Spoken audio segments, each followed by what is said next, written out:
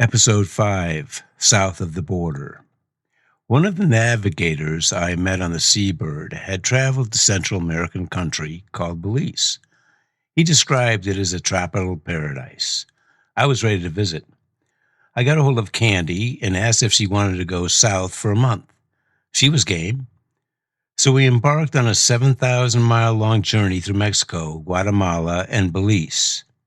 I'd studied Spanish in high school and knew enough to get along. We left LAX for Mexico City. As we descended into the city, you could see mountains of garbage bags piled up along the sides of buildings. In every vacant lot, it seemed to be everywhere. We landed, exited the airport, and you could smell the garbage. It seemed Mexico City wanted to be another big cosmopolitan city, but fell short of the mark. Over the next 30 days, we would make a huge circular route. We got on a bus for Veracruz on the Gulf Coast. When we landed in Mexico City, we had $600 in cash.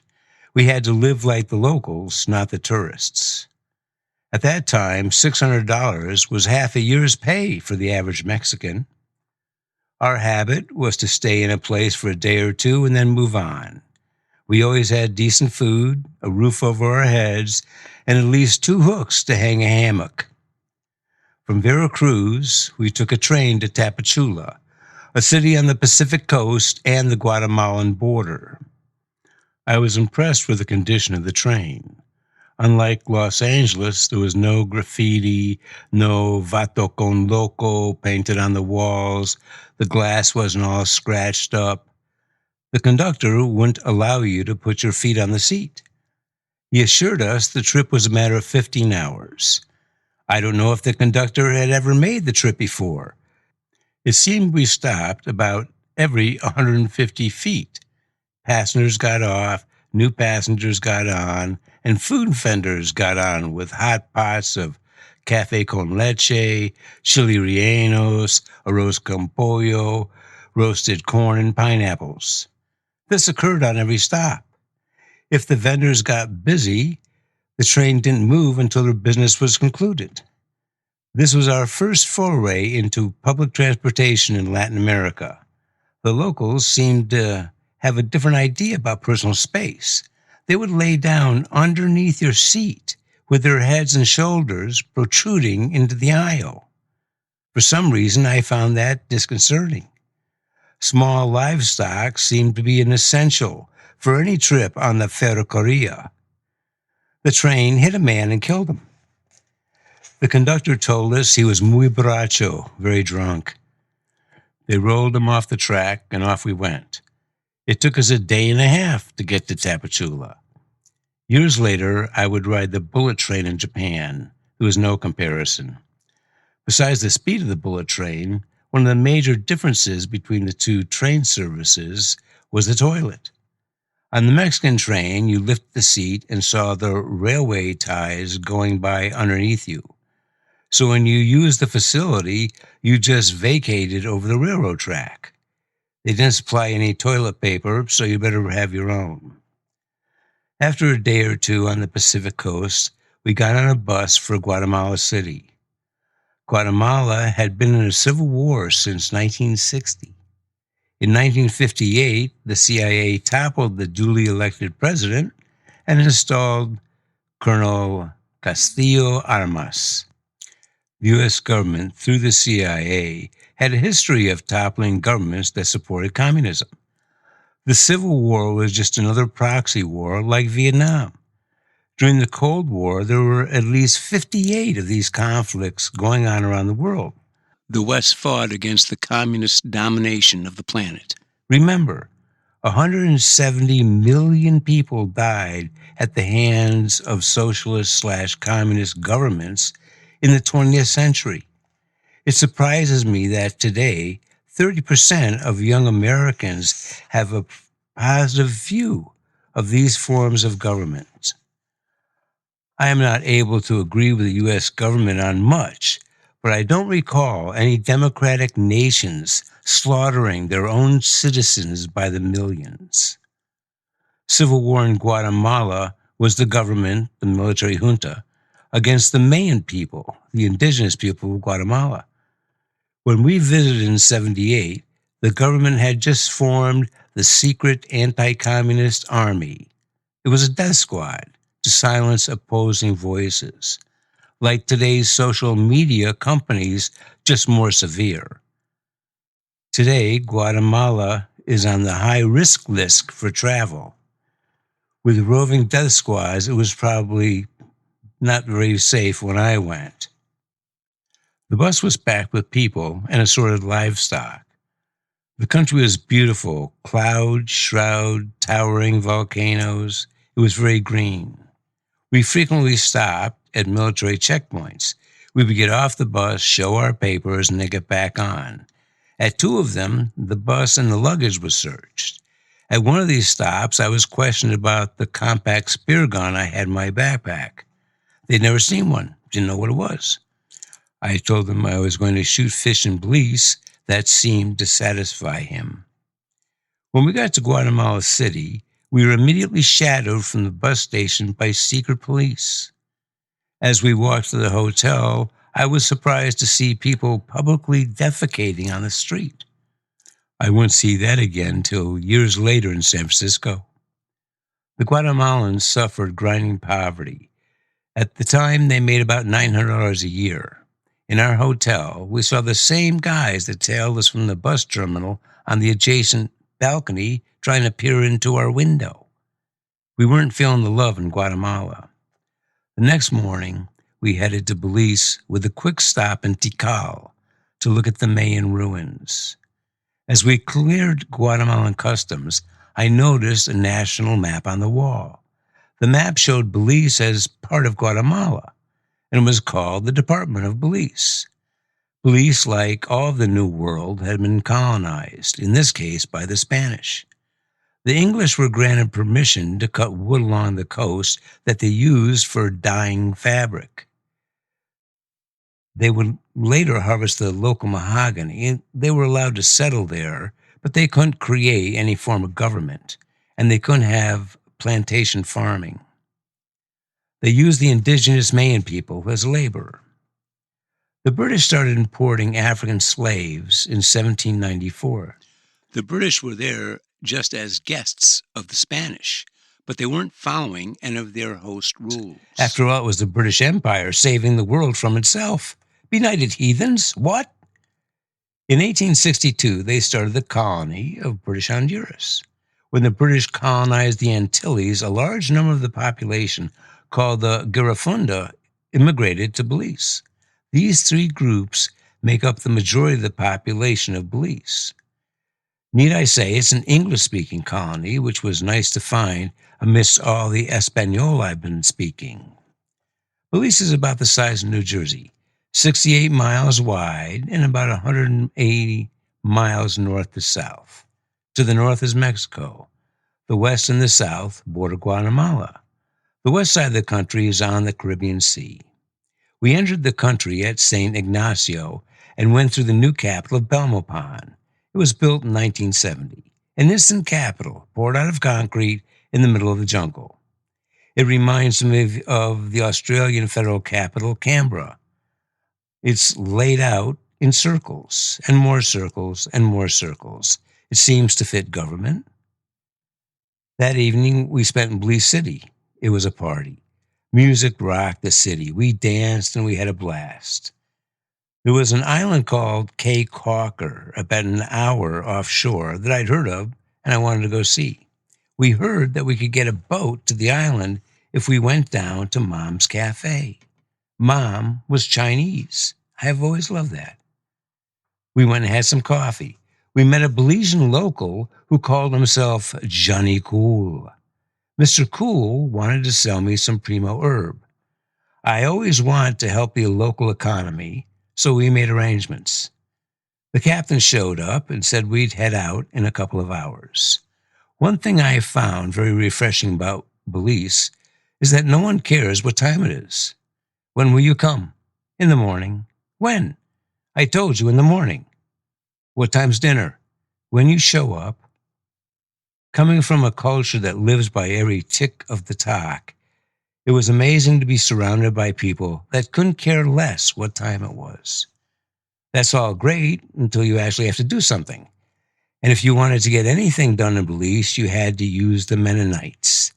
They were the only people you could find that would actually stay on the job and do a good job. The skipper said the time arrived, and the five of us got onto a 15-foot open boat, a skiff with an outboard, and headed for the island. Our fellow passengers consisted of 3 French doctors on holiday, 2 guys and a girl. When we got to the island, it was late in the afternoon, and we'd made no arrangements. The boatman had tied up in front of a place called Billy's Bar. It was just a small place, no tables, just a bar. We took a seat and ordered a Billiken beer and lobster with beans and rice. In Belize, the food is cooked in coconut oil, which certainly gives it a distinct flavor. Lobsters were everywhere. It was lobsters and eggs for breakfast, lobster and rice for lunch, and lobster for dinner. I wasn't complaining. As the evening drew to a close, I asked the barkeep where we might sleep. He said there was a room in the back. It was a storage area with an old steel bed. It suited our needs, and in the morning we got up and had lobster and eggs for breakfast before exploring the island. The island was a strip of sand about 3 miles long and a couple hundred yards wide. A total of 100 people might have lived on the island, with only about a dozen tourists present. The island had a couple of unpaved roads running north and south, with some east-west connectors. There were no cars on the island, so as we walked around, we couldn't identify any stores or shops. There seemed to be no tourist trade per se. I don't know how I came to find this out, but houses with big Coca-Cola thermometers on them had something to sell.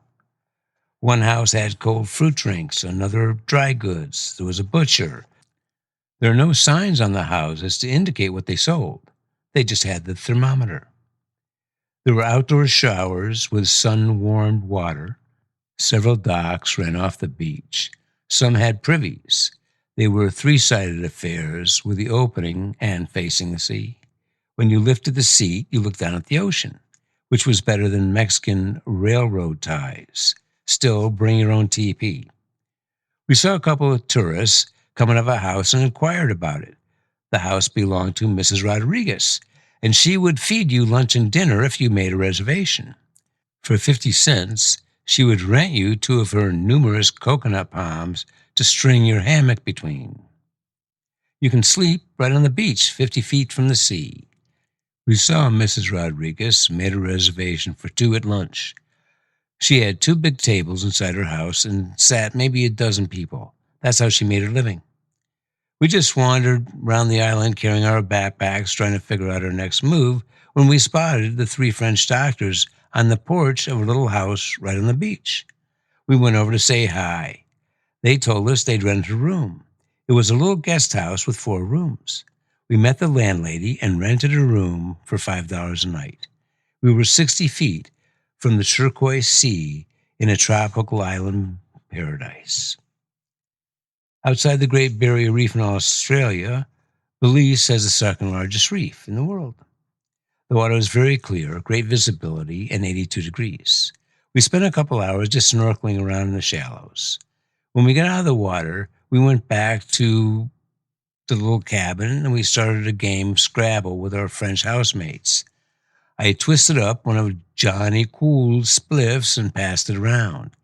As we were doing this, the next-door neighbor, a large, young local guy, looked over at us and gave us the stink eye as he walked to the end of his house and went to his door.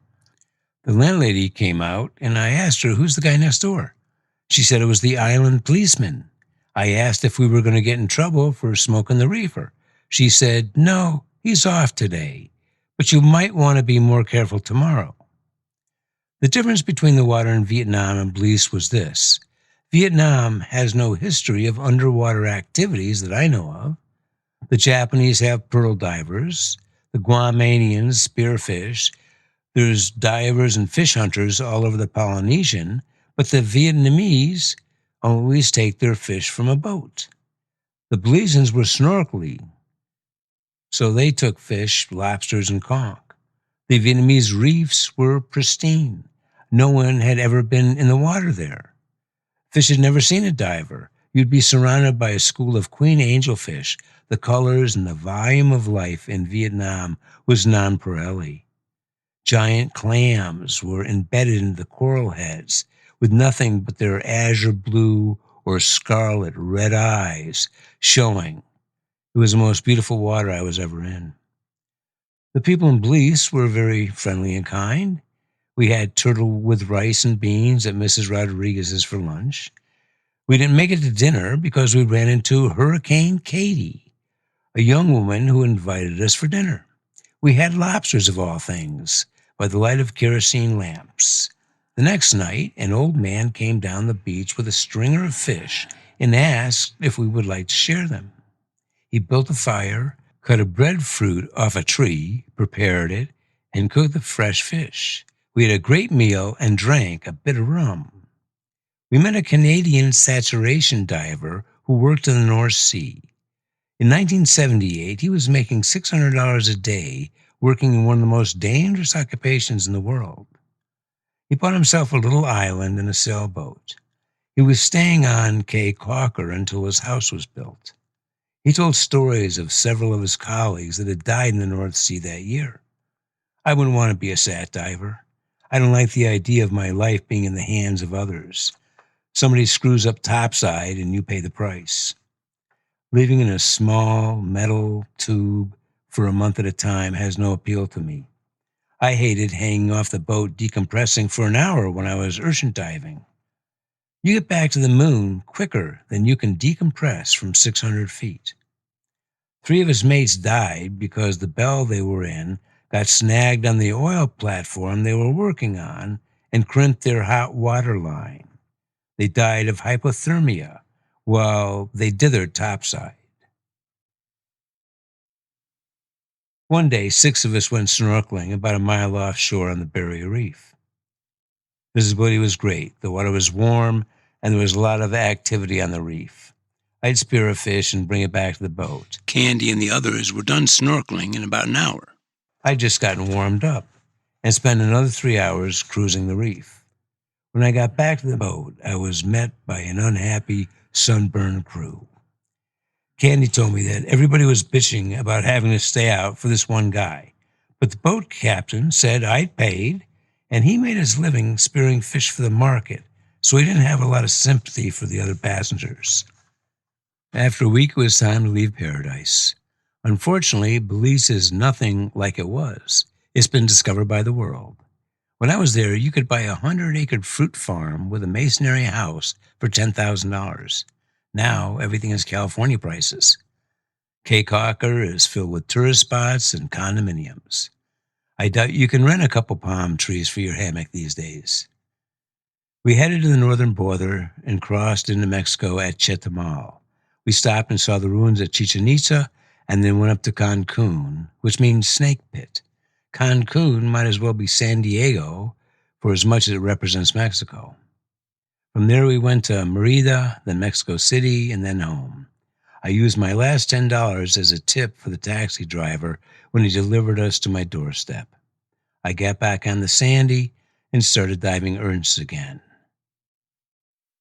Dear listener, if you have enjoyed this episode, please share it. A 5-star review on Spotify or wherever you listen would be greatly appreciated. You can follow me and my Mastiff, Drax the Destroyer, on the It's in the Blood Facebook page, or you can send me an email at jesse.it'sintheblood@gmail.com. Thank you so much for your support.